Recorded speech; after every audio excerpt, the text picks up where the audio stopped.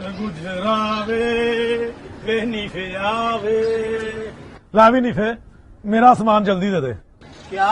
मेरा सामान जल्दी दे दे। हल्दी दे दे? ओ हल्दी नहीं बाबा, जल्दी दे दे, जल्दी जल्दी दे दे। ना भाई ना, जल्दी नहीं है मेरे पास, जा किसी और दुकान से लेने जा। सुनो, एक डब्बा चाय की पत्ती और पीला कपड़े धोने वाला साबुन देना। ये ले जी। अब बड़ी जल्दी सुनाई दे दिया। मैं 2 घंटे से जहाँ खड़ा आधा किलो सरसों का तेल और 1 पाव लाल मिर्च मांग रहा हूँ, वो सुनाई नहीं दिया, और अब सुनाई भी दे दिया और दिखाई भी दे दिया। वाह रे वाह, नहीं फेंकने वाले वाह। मैं बहरा जरूर हूँ पर अंधा नहीं हूँ। ये ले अपना सामान और जा इधर से। अच्छा यार, फड़ा ये ले लो। ए फजलीन, तुझे ये तेल और मिर्चों की क्या जरूरत पेश आई? खैर तो है, क्या पकड़ा चौधरी के घर में? और चौधरी इतना अच्छा कहाँ है कि दावत करता फिरे। उसकी एक भैंस बीमार हो गई है, उसके लिए लेने जा रहा हूँ मुझे।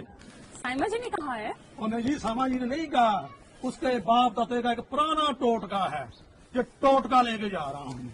हैरत है, लगता है तुम लोग साइमा जी की बातें गौर से नहीं सुनते या फिर मजाक में टाल देते हो। नहीं नहीं, मैं सुनता हूँ। वो जो चौधरी है ना, चौधरी नहीं सुनता, पता नहीं क्या बात है उसको।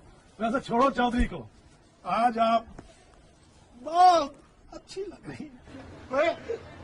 ना मैनू दे पैसे और उसको दे लारे, ना पैसे। ओए फाड़े को तू अच्छे पता नहीं की मसाला बनाया है। माँ बुला रही थी तुझे? माँ? अच्छा, मेरा मासी को सलाम कहना, मैं आऊंगा किसी दिन। अच्छा वो मैं चलता हूँ, वो चौधरी गुस्से में ना किसी बैल की तरह अपना खुर जमीन पर रगड़ रहा होगा। ओके जी, सलाम अलैकुम, रब रखा, फिर मिलेंगे।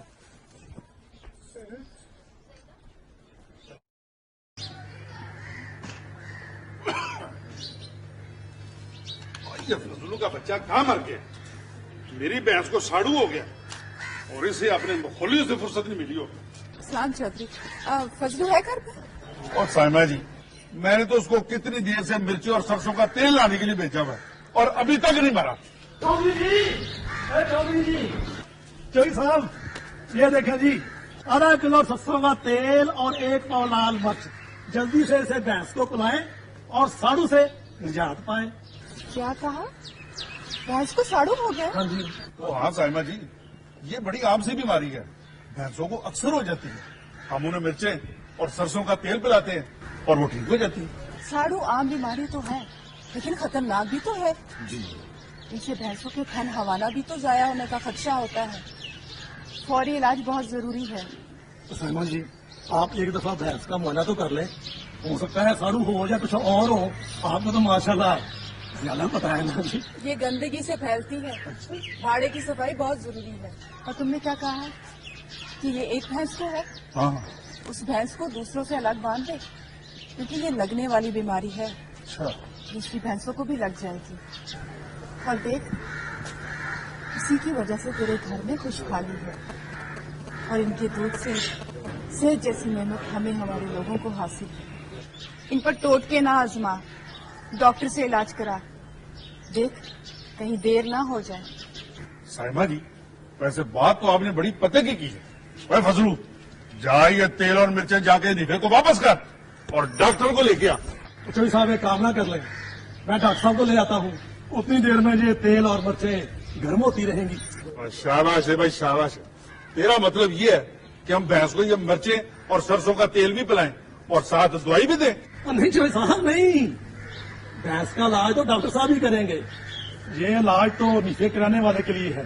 इसे पीकर उसकी आंखें एकदम ठीक और कान सुनने लगेंगे और उसके बाद वो मेरी बिल्लों को कभी आंख उठाकर नहीं देख सकेगा। चुप कर, ऐसे फजूल बातें नहीं किया कर।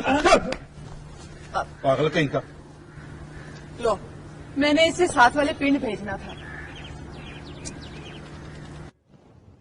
नाजरीन, आपने चौधरी अब्दुल हमीद और फजलू की बातें सुनी, साइमा के मुफीद मशवरे भी सुने और हमने डॉक्टर साहब से बहुत मुफीद गुफ्तगू की साड़ू के इलाज और इससे बचाव के बारे में। अगर हम बाड़े की रोजाना सफाई करें और चवाई करने वाला बंदा अपने हाथ साफ करके चवाई करे और जिस जगह पे चवाई हो रही है वो जगह साफ सुथरी हो, और इसके अलावा चवाई के बाद अगर डिपाल का सोल्यूशन थनों पे लगा दें और 15 दिन बाद CMT टेस्ट करें, इससे हम इस खतरनाक बीमारी से बच सकते हैं। थोड़ी सी खर्चा करके हम बहुत बड़े नुकसान से जानवरों को बचा सकते हैं। और इसके साथ ही हमारा आज का प्रोग्राम अपने इख्तिताम को पहुंच